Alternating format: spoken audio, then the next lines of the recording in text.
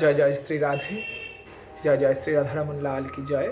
আজ বিশেষ তিথিতে আমরা বিশেষ একাদশী মাহাত্ম্য কথা শ্রবণ করব, যেখানে মাঘ মাসে কৃষ্ণপক্ষে শর্তিলা একাদশীর মাহাত্ম্যের ভবিষ্যৎ পুরাণে বর্ণিত আছে।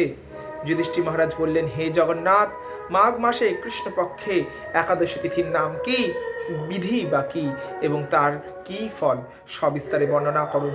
তদুত্তরে ভগবান বললেন, হে রাজন, এই একাদশী তিথি শর্তিলা নামে জগতে বিদিত। এক সময় দালব্য ঋষি নামে মুনিশ্রেষ্ঠ পুলস্ত ঋষিকে জিজ্ঞাসা করলেন, মর্তলোকে মানুষেরা ব্রহ্মহত্যা, গোহত্যা, অন্য সম্পদের হরণে আদি পাপ কর্ম দ্বারা নরকে গমন করে থাকে। যাতে তারা নরক গতি থেকে রক্ষা পায় তা যথাযথভাবে আমাকে উপদেশ করুন। অনায়াসে সাধন করা যায় এমন কোনো কাজের মাধ্যমে যদি তাদের এই পাপ থেকে উদ্ধারের কোনো উপায় থাকে তবে তা বলুন। ঋষি পুলস্ত বললেন, হে মহাভাগ, তুমি একটি গোপনীয় উত্তম বিষয় প্রশ্ন জিজ্ঞাসা করেছ। মাঘ মাসে শুচি, জিতেন্দ্রিয়, কাম, ক্রোধ আদি শূন্য হয়ে স্নানের পর দেবেশ্বর শ্রীকৃষ্ণের পূজা করবে। পূজাতে কোনো বিঘ্ন ঘটলে শ্রীকৃষ্ণ নাম স্মরণ করবে। রাত্রিতে অর্চনা আনতে হোম করবে। তারপর চন্দন, অগরু, কর্পূর ও শর্করা প্রভৃতি দ্বারা নৈবেদ্য প্রস্তুত করে ভগবানকে নিবেদন করবে। কুষ্মাণ্ড, নারকেল অথবা 100 গুবাক দিয়ে অর্ঘ্য প্রদান করবে এবং কৃষ্ণ কৃষ্ণ কৃপালু স্তম গতিনাং গতির্ভব ইত্যাদি মন্ত্রে শ্রীকৃষ্ণের পূজা করতে হবে। কৃষ্ণ আমার প্রতি প্রীতি হন, এই বলে যথাশক্তি ব্রাহ্মণকে জলপূর্ণ কলস, ছত্র, বস্ত্র, পাদুকা, গাভী ও তিল পাত্র দান করবে। স্নান দানাদি কার্যে কালো তিল অত্যন্ত শুভ। হে দ্বিজোত্তম, এই প্রদত্ত তিল থেকে পুনরায় যে তিল তৈরি হয় তত বছর ধরে দানকারী স্বর্গলোকে বাস করে। তিল দ্বারা স্নান, তিল শরীরে ধারণ, তিল জলে মিশিয়ে তা দিয়ে তর্পণ, তিল ভোজন এবং তিল দান, এই 6 প্রকার বিধানে সর্ব পাপও বিনষ্ট হয়ে থাকে। এই জন্যই এই একাদশীর নাম শর্তিলা। হে যুধিষ্ঠির, এক সময় নারদ এই শর্তিলা একাদশীর ফল ও ইতিহাস সম্পর্কে জানতে চাইলে যে কাহিনী আমি বলেছিলাম তা এখন তোমার কাছে বর্ণনা করছি, শ্রবণ করো। পুরাকালে মর্তলোকে এক ব্রাহ্মণী বাস করত। সে প্রত্যহ ব্রত আচরণ ও দেবপূজা পরায়ণ ছিল। পূজা উপবাস ক্রমে তার শরীর অত্যন্ত ক্ষীণ হয়ে গিয়েছিল।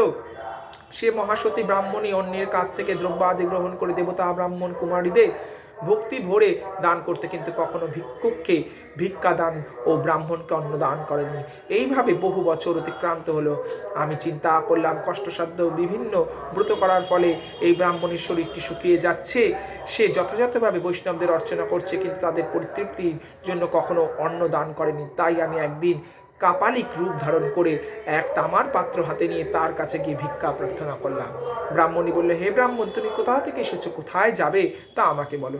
আমি বললাম, হে সুন্দরী, আমাকে ভিক্ষা দাও। তখন সে ক্রুদ্ধ হয়ে আমার পাত্রে একটি মাটির ডেলা নিক্ষেপ করে দিল। তারপর আমি সেখান থেকে চলে গেলাম। বহুকাল পরে সেই ব্রাহ্মণী ব্রত প্রভাবে সশরীরে স্বর্গে গমন করলো। মাটির ডেলাদানের ফলে একটি মনোরম গৃহ সে প্রাপ্ত হলো। কিন্তু হে নারদ, সেখানে কোনো ধান চাল কিছুই ছিল না। শূন্য গৃহ দেখে মহাক্রোধে সে আমার কাছে এসে বলল, আমি ব্রত, কৃচ্ছ সাধন ও উপবাসের মাধ্যমে নারায়ণীর আরাধনা করেছি। এখন হে জনার্দন, আমার গৃহে কিছুই দেখছি না কেন? হে নারদ, আমি তখন তাকে বললাম, তুমি নিজের গৃহে দরজা বন্ধ করে বসে থাকো। মর্তলোকের মানবী সশরীরে স্বর্গ থেকে এখানে স্বর্গে এসেছেন শুনে দেবতাদের পত্নীরা তোমাকে দেখতে আসবে, কিন্তু তুমি দরজা অবশ্যই বন্ধ করে রাখবে, খুলবে না। কিন্তু তুমি তাদের কাছে শর্তিলা ব্রতের পূর্ণ ফল প্রার্থনা করবে। যদি তারা সেই ব্রত ফল প্রদান দিতে রাজি হয় তবে তুমি তাদের কাছে দরজা খুলবে। এরপর দেবপত্নীরা যখন এসে তার দর্শন প্রার্থনা করলো, শর্তিলা ব্রতের ফল পেয়ে এলে কেবল সেই মানবী দর্শন দেবেন বলে জেনে তাদের মধ্যে একজন দেবপত্নী তার শর্তিলা ব্রতজনিত পূর্ণ ফল তাকে প্রদান করলো।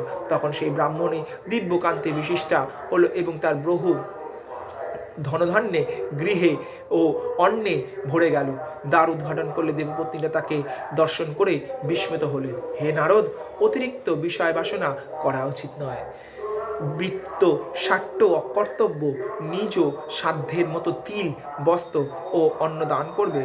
শর্তিলাভতের প্রভাবে দারিদ্রতা, শারীরিক কষ্ট, দুর্ভাগ্য প্রভৃতি বিনষ্ট হয়। এই বিধি অনুসারে তিল দান করলে মানুষ অনায়াসে সমস্ত পাপ থেকে মুক্ত হয়ে যায়। আমরা রস আস্বাদন করলাম শর্তিলা একাদশী মাহাত্ম্য কথা। নিতাই গৌর সীতানাথ প্রেমানন্দে গৌর হরি হরি বল। আগামী দিন সূর্যোদয় থেকে 3 ঘন্টা 34 মিনিটের মধ্যে পারণ আমরা সম্পূর্ণ করব। আজ আমাদের মকর সংক্রান্তি। মকর সংক্রান্তি উৎসব কি জয়, রাধা রমন লাল की जय, राधा गोविंदो की जय। जय जय श्री राधे श्याम। सबको मिले श्री वृंदावन धाम।